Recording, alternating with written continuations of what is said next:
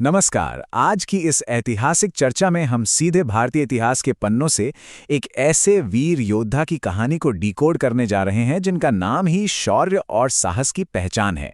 पृथ्वीराज चौहान तृतीय, जिन्हें इतिहास राय पिथौरा के नाम से भी जानता है। देखिए, ये सिर्फ एक राजा की बायोग्राफी नहीं है, ये अदम्य ताकत, संघर्ष और सबसे जरूरी बात, तराइन के मैदान से मिलने वाली एक बहुत बड़ी सीख की कहानी है।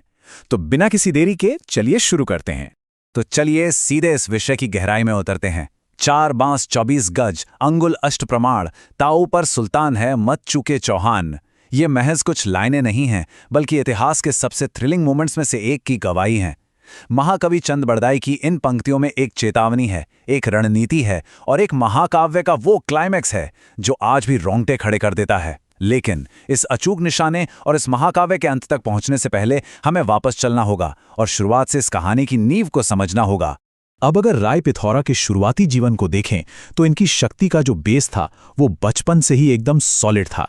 गुजरात के खेड़ा में राजा सोमेश्वर और रानी कर्पूरी देवी के घर इनका जन्म हुआ और मानो तकदीर में ही एक महान साम्राज्य का शासक बनना लिखा था।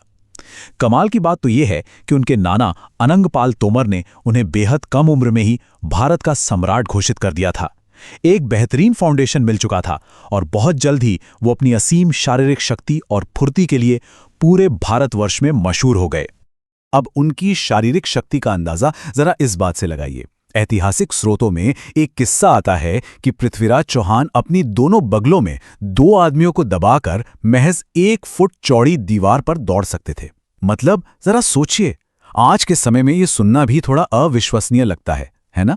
लेकिन उस दौर में उनका ये कठोर अभ्यास और रॉ पावर ही उन्हें एक अजेय योद्धा बनाता था। ये कोई मामूली बात नहीं थी। आइए आगे बढ़ते हैं और देखते हैं कि ये घटनाक्रम कैसे विकसित होता है। 1177 में अजमेर में राज्याभिषेक के बाद से ही पृथ्वीराज का मिलिट्री कैंपेन बहुत तेजी से आगे बढ़ा। 1182 में उन्होंने चंदेलों को हराया और महोबा पर कब्जा कर लिया। एक गजब का मोमेंटम बन चुका था। और फिर आते हैं वो साल 1191 और 1192। ये सिर्फ भारतीय इतिहास ही नहीं बल्कि दुनिया के इतिहास के सबसे निर्णायक साल माने जाते हैं। यही वो वक्त था जब तराइन के मैदान में महासंग्राम होने वाला था। लेकिन तराइन के मैदान की बात करने से पहले जरा बैकग्राउंड की पॉलिटिक्स को समझना बहुत जरूरी है।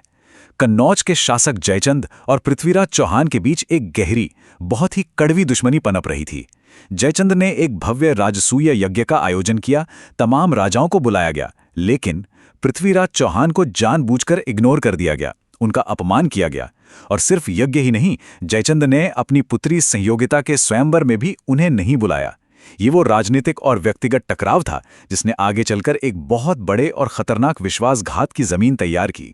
और इसी दुश्मनी के बीच एक ऐसा दुस्साहसिक कदम उठाया गया जिसने आग में घी का काम किया। स्रोतों की माने तो संयोगिता और पृथ्वीराज के बीच पहले से ही प्रेम प्रसंग चल रहा था। जब स्वयंवर में पृथ्वीराज का खुलेआम अपमान हुआ तो वो अपनी शक्तिशाली सेना लेकर वहां पहुंच गए और सबके सामने सरेआम संयोगिता को अपने साथ ले गए। ये एक बेहद बोल्ड और खतरनाक कदम था जिसने जयचंद की नफरत को एक अलग ही लेवल पर पहुंचा दिया।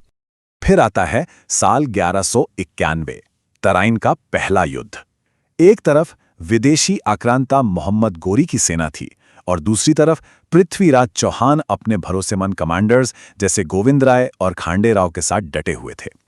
इस क्लैश में चौहान सेना ने गोरी पर ऐसा कहर ढाया कि उसे अपनी जान बचाकर वहां से भागना पड़ गया। ये एक इतनी बड़ी और एक तरफा जीत थी जिसने साबित कर दिया कि उस वक्त भारतवर्ष में चौहान सेना का कोई सानी नहीं था। और ये बात बहुत ही शानदार तरीके से ये दर्शाती है कि जीत और हार का इंसान की साइकोलॉजी पर क्या असर होता है। देखिए, 1191 की जीत के बाद पृथ्वीराज के खेमे में जश्न था। सब महल लौट गए और कहीं ना कहीं एक खतरनाक सी आत्मसंतुष्टि, एक कंप्लेसेंसी आ गई कि भाई अब गोरी वापस नहीं आएगा। लेकिन दूसरी तरफ गोरी अपमान की आग में जल रहा था।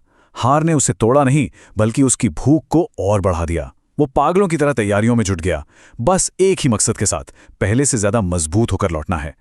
और फिर ठीक 1 साल बाद 1192, तराइन का दूसरा युद्ध। गोरी वापस लौटा पूरी तैयारी और नई रणनीति के साथ। लेकिन इस बार हालात बिल्कुल अलग थे। भारतीय राजाओं के बीच एकता थी ही नहीं। जयचंद ने तो साफ मना कर दिया कि वो कोई मदद नहीं करेगा। तो एक तरफ था पूरी तरह से तैयार, हार का बदला लेने के लिए भूखा गोरी, और दूसरी तरफ एक खंडित, बिखरा हुआ डिफेंस। इस एक बदलाव ने इतिहास की पूरी दिशा ही पलट कर रख दी। इस लड़ाई का नतीजा काफी विनाशकारी रहा। राजपूत डिफेंस का सबसे बड़ा पिलर सेनापति गोविंद राय इस युद्ध में वीर गति को प्राप्त हुए। गोरी की उस चालाक टैक्टिकल तैयारी के सामने चौहान सेना टिक नहीं पाई। और अगर हम ऐतिहासिक तथ्यों की बात करें, जो हिस्टोरिकल रियलिटी है, वो ये है कि युद्ध के बाद पृथ्वीराज को हरियाणा के सिरसा के पास बंदी बना लिया गया था। ये इतिहास की वो कठोर सच्चाई है जिसे हमें आगे आने वाली लोक कथाओं और कहानियों से बिल्कुल अलग करके देखना चाहिए। अब इस गिरफ्तारी के बाद का जो भी घटनाक्रम है, वो इतिहास की किताबों से ज्यादा साहित्य और महाकाव्यों में गूंजता है। और उस एपिक कंक्लूजन को समझने के लिए हमें एक बहुत ही खास कला को समझना होगा, शब्दभेदी बाण। ये एक ऐसी लेजेंडरी विद्या थी जिसमें एक तीरंदाज केवल आवाज सुनकर, जी हां, बिना कुछ देखे, सिर्फ ध्वनि के आधार पर अपना अचूक निशाना लगा सकता था। और कहा जाता है कि पृथ्वीराज इस कला के उस्ताद थे।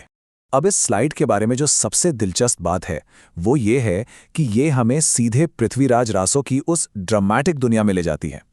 इस लोक कथा के मुताबिक पृथ्वीराज को अंधा कर दिया गया और गजनी के एक भव्य दरबार में लाया गया।